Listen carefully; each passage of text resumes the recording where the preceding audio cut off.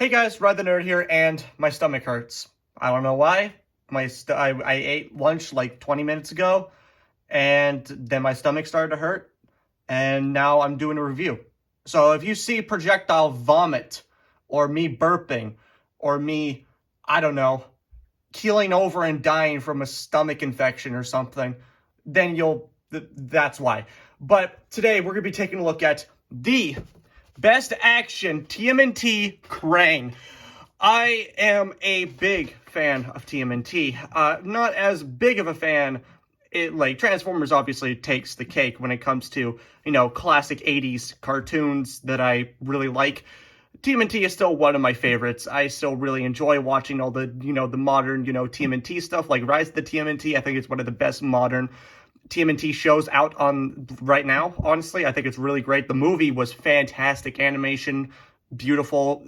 Action choreography was top notch. But anyway, this is, of course, the actual, TMNT, the original TMNT cartoon. And Krang is one of my favorite TMNT characters. I think, just his design, his personality. I think everything about him is just really, really unique and awesome. I think he's just a really cool character.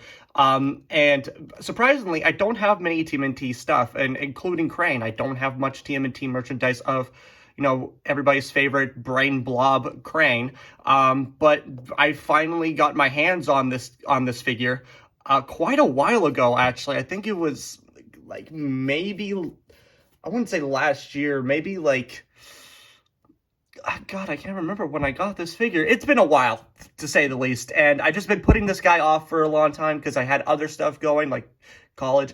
So I kind of put this figure off, but now I'm finally doing it, and of course I have to have a terrible stomach ache because, hey, gotta do the content, But anyway, take a look at the box here. We got a lovely view of Krang here, lovely TMNT logo as well.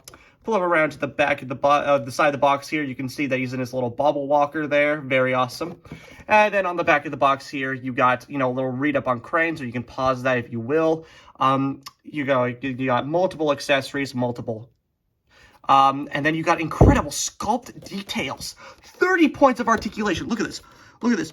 Swivel bicep, thigh joint, double knee, shoulder, and elbow joints. Ball joints for maximum posability. Get in the pit and play.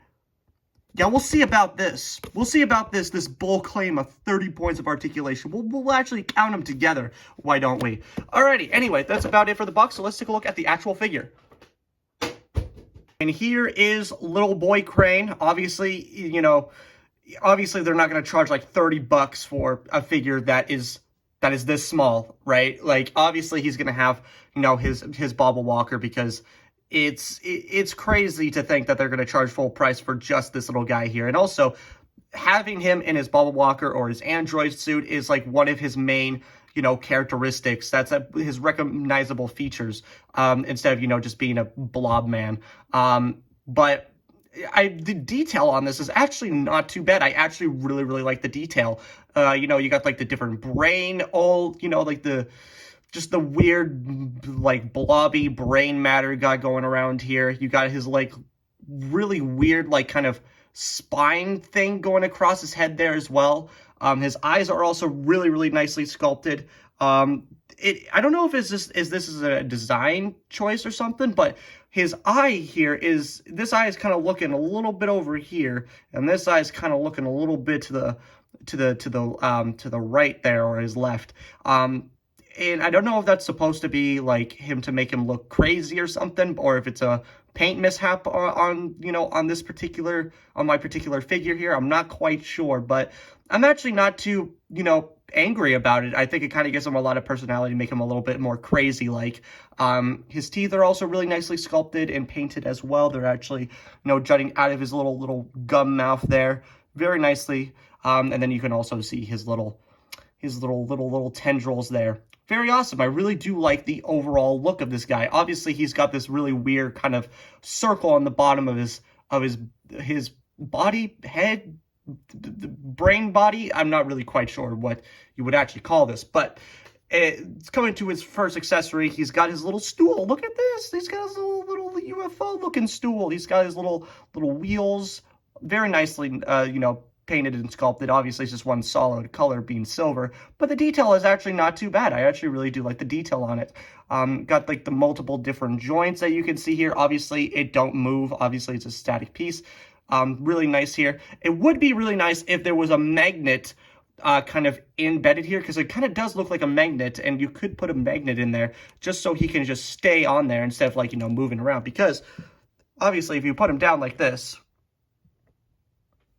he can obviously just, you know, he could just fall right off. But it would be really nice if he did actually have a magnet to actually, you know, attach to the stool. It would also make him in his bubble walker a little less annoying, because coming to the bubble walker, let's bring this sucker in. Here's the little bubble walker. Very, very nice. Really do like it.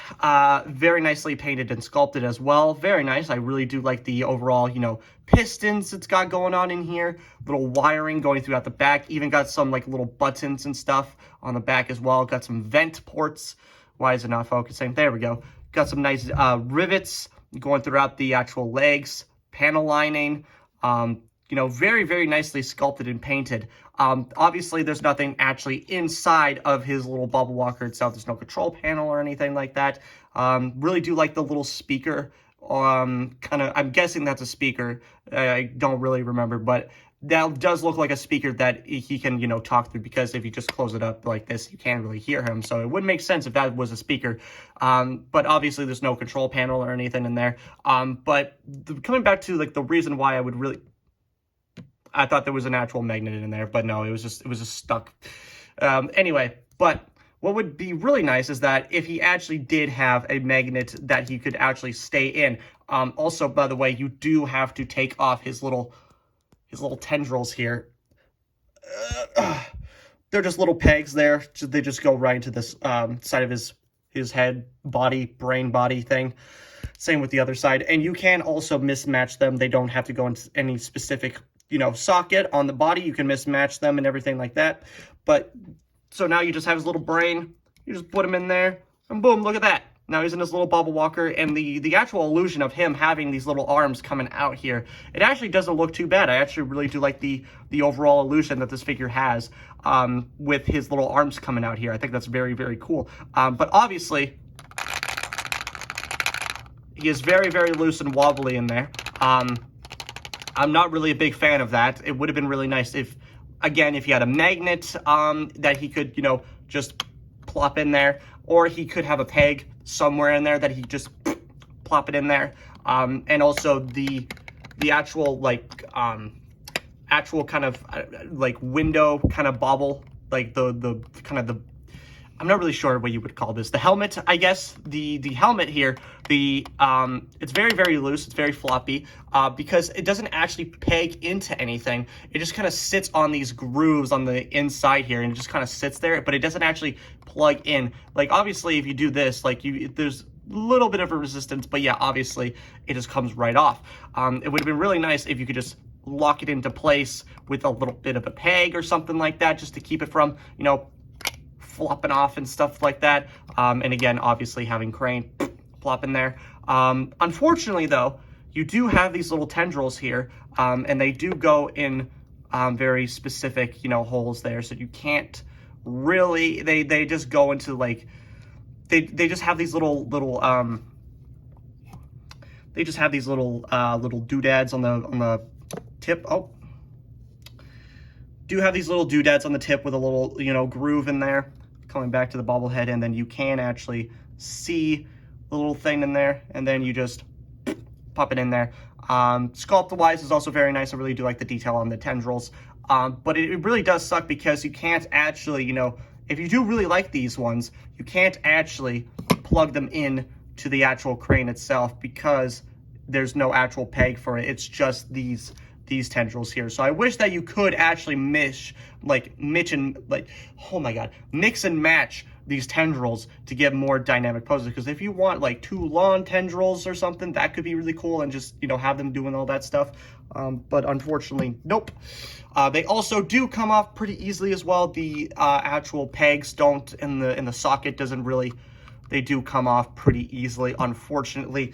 Now, talking about the bold claimant that this figure has, 30 points of articulation, is a bit of a crazy statement here. So 30 points of articulation is a bit of a bold claim. For Krang here, for his regular tendrils here, they can rotate 360. They do have an hinge joint that can move in and out.